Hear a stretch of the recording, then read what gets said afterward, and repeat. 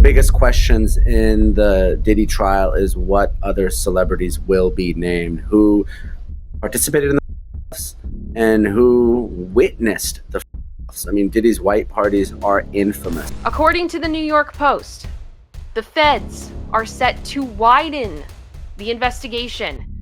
Diddy's blank probe over claims that the rapper boasted about using a pew-pew on people, bribing jurors, and using J-Lo as a pew-pew mule. Well, we're gonna see a lot of strange things take place due to the fact that I know how this world works. After working in the industry, I converted my business to combat human trafficking. Last year, my team brought home 17 people, 4 children, 1 boy. The entertainment industry is once again in the spotlight, this time not for glitz or glamour, but for a courtroom battle that could shake its very foundation. Hip-hop mogul Sean Diddy Combs is now at the center of a federal trial that includes shocking allegations of trafficking, racketeering, and more. Justin Bieber breaking his silence on the ordeal after months of speculation over their one-time relationship. His rep telling ET, although Justin is not among Sean Combs' victims, there are individuals who were genuinely harmed by him. Shifting focus away from this reality detracts from the justice these victims rightfully deserve. I don't have legal guardianship of him, but for the next 48 hours, he's with me. So, and we gonna go full crazy. We're going crazy. Crazy. When Sean Diddy Combs' properties were raided in March of 2024, there was a lot of speculation about what might be found inside and whether it would be connected to any of his celebrity friends and acquaintances. As Homeland Security agents poured out of his mansions in LA and Miami with boxes full of electronics, there were rumors that if Combs filmed his elaborate performances called or other parties, there could be video evidence of possible criminal activity. And now, an unexpected name has entered the conversation: Jennifer Lopez. Yes, that Jennifer Lopez. Reports suggest that she might be called to testify in this high-profile case. Her connection? A past romantic relationship with Diddy, and a now infamous 1999 nightclub shooting that has suddenly resurfaced. This case isn't just about one man's alleged criminal acts, it's about power and accountability in an industry that has too often turned a blind eye. Yeah, it was interesting because they started off with this dramatic flair pointing right to Sean Diddy Combs and painting him really as, this larger-than-life icon, but saying that behind that there was another side to him, one where he used his celebrity, his power, really his entire business to force victims into unconsensual. And they started off by painting the picture of one night where they said he was essentially in a rage. He was on the hunt for his girlfriend, the R&B singer Cassie. And they say he kind of got wind that she was going to be with another man. And he went to one of his employees, grabbed them out of bed, forced them to go with a security guard in their SUV to the man's home, broke in. And when they found they weren't there, went off again to look for Cassie. And they depict how when he finally found Cassie, that he brutally beat her, flung her around like a rag doll. And they used that one night to paint the picture of what they say happened over 20 years, not just to Cassie, but to another woman named Jane, who they say the jury will hear from, and also an employee named Mia that they say the jury will hear from. And they say he was somebody who referred to himself as a king and expected to be treated like one, had impossible demands. So really setting the tone of the kind of character they want them to see. At the heart of the prosecution's case is the disturbing and emotional testimony of Cassandra Cassie Ventura, Diddy's ex-girlfriend. Over the span of 4 intense days on the witness stand, Cassie detailed an 11-year relationship riddled with manipulation, violence, and coercion. Some really graphic testimony just about how this was not a case about celebrity preferences, that this was about coercion and control. They say that Cassie, that only one person had power in that relationship, and it was Diddy, not her, that he forced her into these that she didn't enjoy at all, but she felt she had no choice. That in one instance, she almost felt like she was choking because he had a male prostitute urinate in her mouth. I mean, just to give you a sense of some of the graphic detail that we're going to be hearing over these next few weeks. And essentially, they say that this went on for years and years because he had financial control of her life, that she felt she couldn't escape. Again, that she was physically abused throughout this relationship. So, as you say, so much really hinges on Cassie and the testimony, and of course, that video, that CCTV footage from that LA hotel in 2016. We're going to be hearing from the prosecution. They introduced that. What's really important with Jane is they say this all happened not even a year ago, this relationship with Jane. As you say, single mother, she wanted to have a relationship with him, but it wasn't so public in the way it was with Cassie. Now, prosecutor said that she will testify that shortly into their relationship, he asked her to take part in these freak-offs. And she initially agreed, but was surprised that he wanted to set one up quickly. They say that it was his employees that got the drugs, and that Jane, at one point, after taking the drugs and being forced to have sex with a male prostitute, that she actually threw up because she was so disturbed by it. She didn't like it at all, they said. And they said that Diddy told her, "You're not going to mess up my night. Get back in here and finish." And also with Jane, they tried to, again, depict that there was a pattern here, that he also was physically abusive with her, saying at one point during an altercation between the two that, they both got upset, that he grabbed her by her throat and picked her up in a chokehold and then threw her to the ground. So another case where they're trying to depict how, again, this was something that he did not just with Cassie, but with other women. She described how she was allegedly forced into substance-fueled encounters, which Diddy called FOs, intimate gatherings that he not only arranged, but also filmed, allegedly to exert control and instill fear. According to her testimony, these events weren't consensual, but deeply traumatic and part of a broader pattern of misconduct. So in May of 2018, a man named Jonathan Odie opened fire at Donald Trump's Miami golf course and was shot and arrested by police. Now, Odie said that he was in the middle of a bipolar episode. That's where it gets interesting. Later, while being questioned by Florida authorities, Odie brought up something totally unexpected. He claimed that he'd been a slave for Sean Diddy Combs and Cassie Ventura. This video is courtesy of Real World Media. Take a look. I had sex with Cassie and Sean. Basically, he would masturbate and tell me what to do with Cassie. I had like 15 encounters, and I heard lots of business. Because what they would do is Sean talks a lot on the phone and on the TV with speakers and stuff, and I was like a slave. I felt bad because I got along well with her, and I think she's a decent person. And unfortunately, I had a suspicion that she was in a situation that she was in, but I wasn't sure. And now I understand what was going on in my life and what was happening. And him beating her up in the hotel shows me the type of individual he is, and confirms that everything that happened to me was true and correct, in line with his personality. One of the most chilling moments described by Cassie involved a 2016 hotel room incident, partially captured on surveillance footage. In it, Diddy is seen violently attacking her, an incident the prosecution says proves a long-standing pattern of violent behavior. Her story is harrowing, but also familiar, reminiscent of other high-profile cases where women in the entertainment industry have come forward against powerful men, only to face silence, skepticism, or retaliation. But this time, Cassie's voice is being heard in a federal courtroom.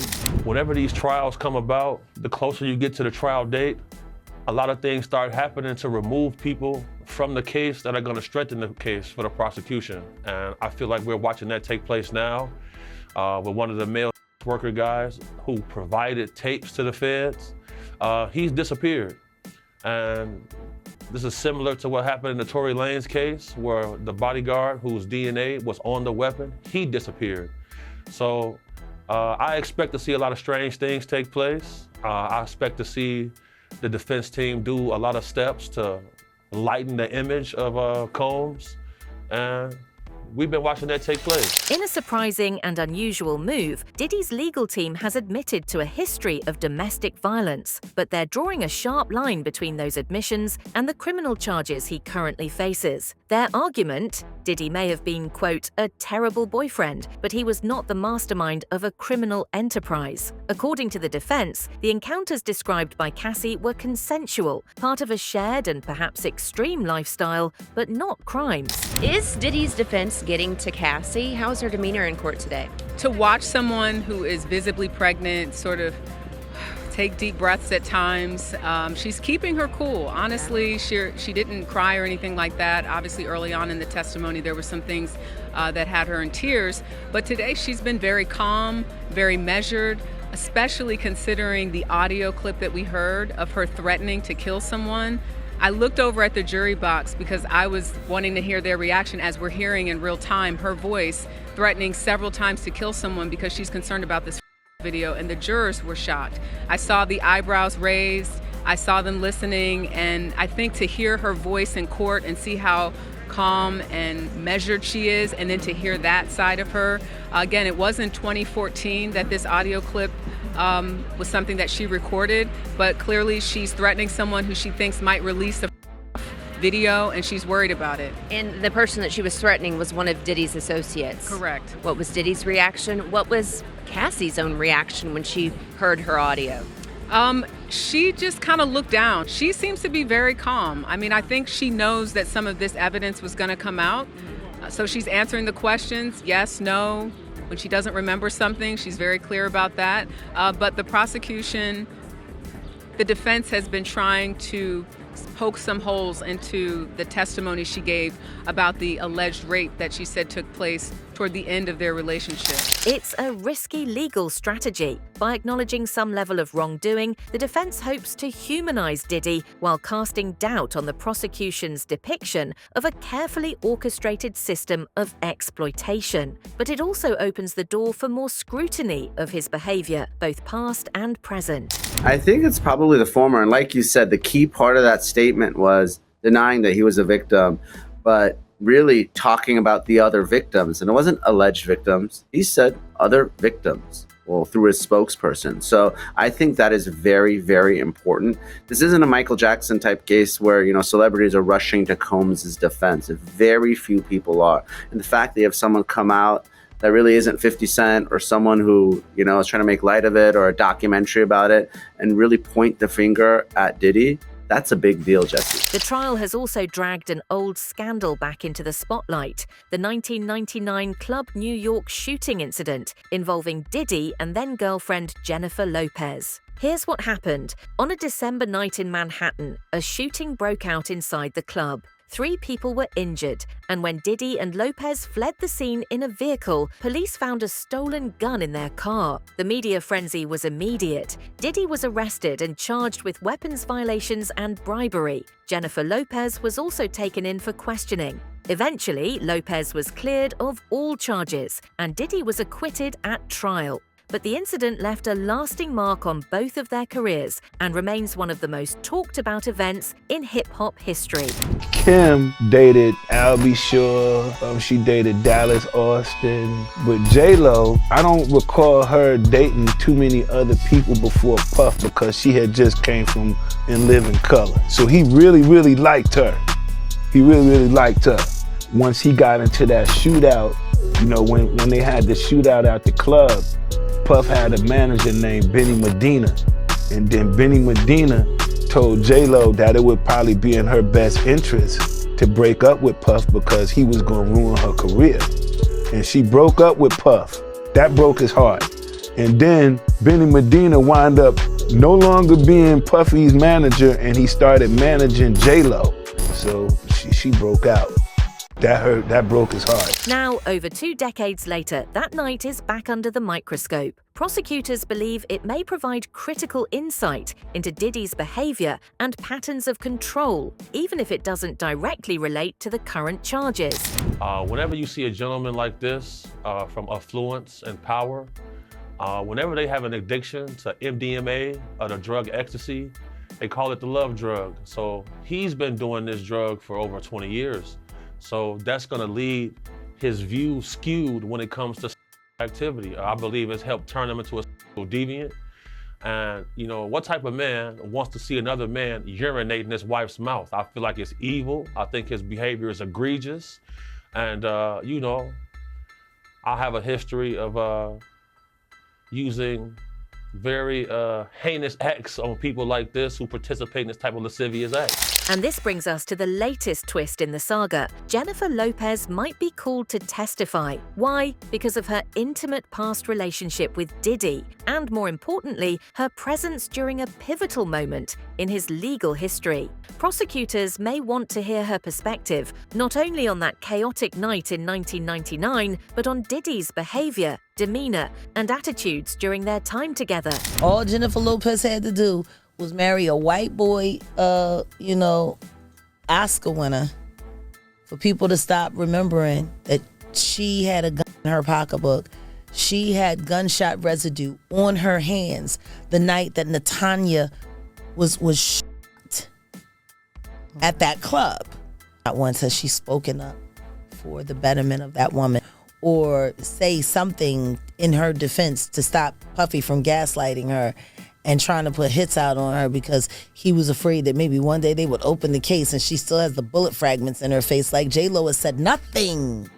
You really thought that just running off and marrying Ben Affleck was going to take you out of the Diddy downfall? So far, J-Lo has kept her comments about that time in her life to a minimum. She's rarely discussed the nightclub shooting, and when she has, it's been with carefully measured words. But should she take the stand, her testimony could offer a rare glimpse into Diddy's life during the height of his fame, and possibly support claims about his behavior toward women. Whether Lopez ultimately appears in court remains uncertain, but the mere possibility has added another layer of complexity and media attention to an already explosive case. It is day 5 of the federal sex trafficking trial for music mogul Sean Diddy Combs. The 55-year-old is facing up to life in prison on charges that include racketeering, conspiracy, sex trafficking, and transportation to engage in prostitution.